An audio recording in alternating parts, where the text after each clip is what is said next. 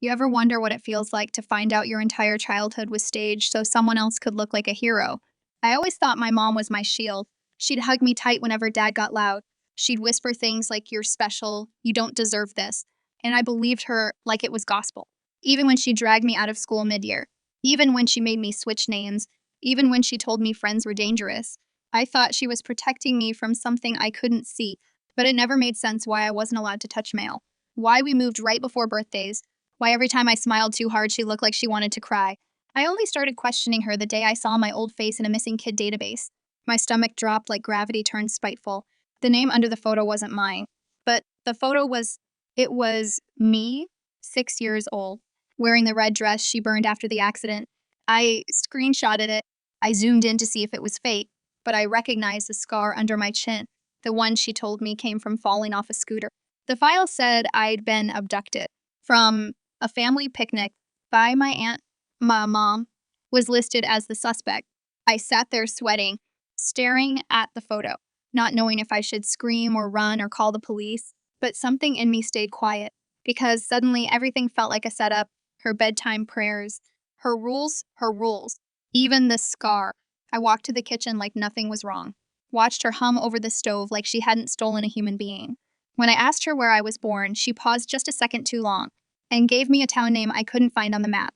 I knew I couldn't confront her. She'd raised me to be paranoid and obedient, but I also couldn't let this sit. So I decided to play the role she wrote for me. I told her I was scared of being kidnapped, that I'd seen a girl taken from our neighborhood. She smiled like a pageant mom and said, "That's why I protect you so much." I nodded and planted a phone under her bed that night. It wasn't much, but I had to start somewhere. I didn't know what I was looking for, but if I kept pretending to trust her, maybe she'd tell me something worth hearing. Every night I listened to the static under her bed like it was a crime scene.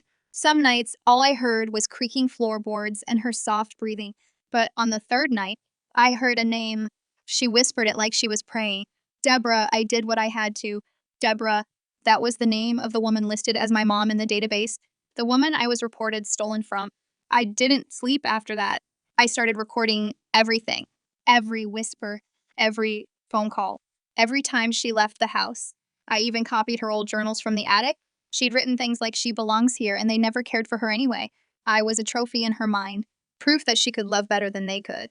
But I still didn't understand why she was never caught or why no one ever came looking until I found the burner phone, taped behind the toilet tank, with one unsent message that said, "I'll give her back if you tell the truth." She wasn't hiding me. She was holding me hostage to hurt someone. And I didn't know who the real villain was anymore, because every lie she told me was built on a truth I hadn't seen yet. She cried whenever she talked about hospitals. She never let me watch the news. And she told me once, "You only remember what I let you keep." I thought she was being poetic. Now I think she meant it. I looked up Deborah again, found an old interview.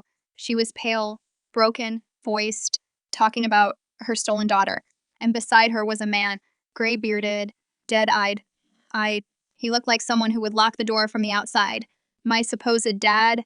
I was traded between monsters, and now I didn't know which one would kill me if I ran. So I stopped asking questions out loud, started pretending harder, baking with her, crying when she told sad stories, even letting her braid my hair like a little girl. Because if I made her feel safe, she might get sloppy. And if she got sloppy, I could get free. Then one day, she left the house without her phone. She never did that. So I unlocked it, shaking, breath thin, and found a message thread labeled him. It was filled with voice notes. One of them was her screaming. "He doesn't know I took her. He still thinks I left her in that shed. What what had she done? To me, to him, to whoever she was talking about. I had to see it, whatever that shed was, because maybe it held the only part of me that hadn't been rewritten. The shed was real. I found it 2 miles past the old highway, hidden behind an overgrown fence and a fake no trespassing sign. The lock was rusted, but the door opened when I kicked it, and the air inside smelled like something had been erased. There were toys, old ones, molded, stained, some with my name on them, the name from the missing poster, not the one she gave me. And taped to the inside wall was a drawing, a family of three, me, her, our, and a man with his face scratched out in red pen. Beneath it, she'd written, "You never wanted her." So she left me there. She made him believe I was gone forever.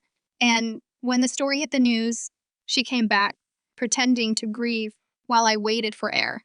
Inside that shed, I don't remember it, but my body did. I collapsed when I saw the stuffed rabbit on the floor. My fingers started trembling like they knew the stitching. My breath caught, like I'd once begged in this place. And nobody came. She didn't rescue me. She abandoned me. And only came back when she saw the cameras, the interviews, the attention. She built her motherhood on a lie and rewrote my suffering as devotion. I stumbled out of the shed, choking. I knew now what I had to do. Not just escape, expose her.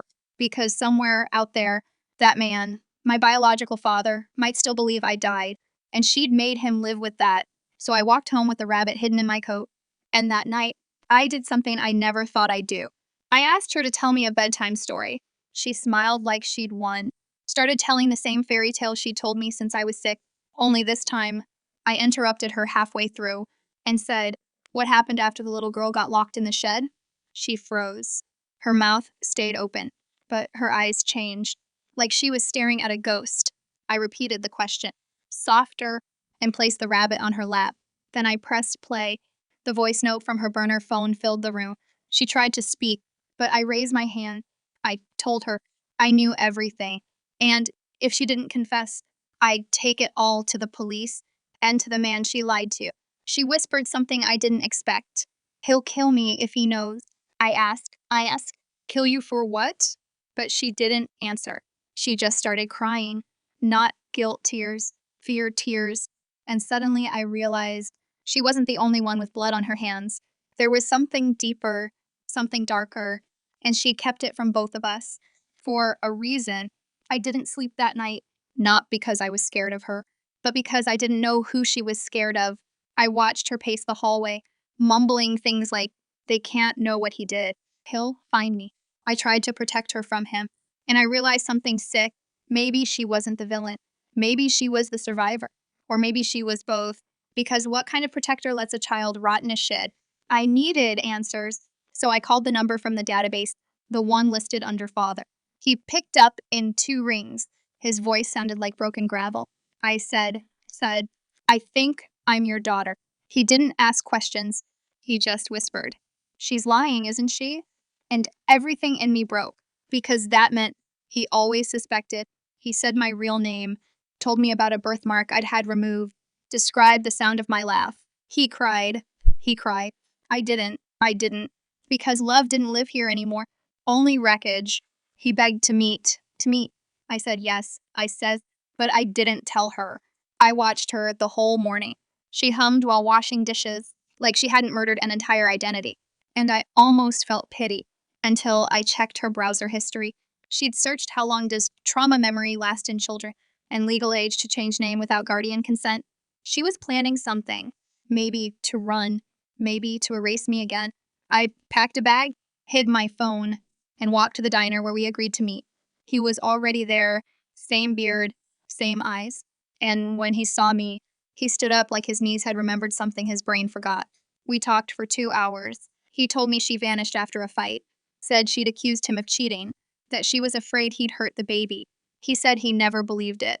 But the police did, especially when no one found a body. He said he never stopped looking. And then he told me something that made my skin crawl. That shed, it wasn't hers. It was his father's hunting cabin. And he never told anyone because he thought maybe, just maybe, she'd left me there for revenge. I told him about the rabbit, about the drawing. He nodded. You nodded. But then he said, "She didn't act alone." I blinked. "What do you mean?" He looked around, lowered his voice, and said, "My sister helped her disappear. My aunt, a woman I didn't even know existed, was part of it. And if she helped vanish me once, what would she do now that I remembered everything?" He told me my aunt was the one who drove her out of town, helped fake papers, helped dye my hair, helped burn the clothes. And all this time, she'd been sending money, keeping the lie alive. He showed me emails, encrypted weird subject lines, like "weather's good in the fog" and "the rabbit sleeps well." It wasn't just a disappearance. It was a network, a family built fantasy, where I was the centerpiece. the story, the symbol, the leverage. I went home. Quiet, quiet. Didn't speak, didn't cry, just stared at the woman who raised me. She looked relieved until I said, I met him. Her mouth opened, then closed, like she couldn't decide which mask to wear. I told her I wasn't staying, that I knew everything. She didn't argue. She just asked, did he tell you about the night he hit me? And I said, no, no. But I already knew it didn't matter because nothing justified what she did, not even survival. She handed me a photo album, said, I tried to give you something better. I opened it. I opened it. First page was me, sleeping, wearing that same red dress, smiling in the next, then bruised in the third. A timeline of lies and love and manipulation. I took it and I left. I didn't look back. 10 years later, I stood outside a courthouse. She was inside, sentenced for kidnapping. My aunt, too. They cried when the verdict came, but I didn't, because justice doesn't always look like revenge. Sometimes it looks like a girl holding a rabbit in a courtroom full of ghosts and walking away whole.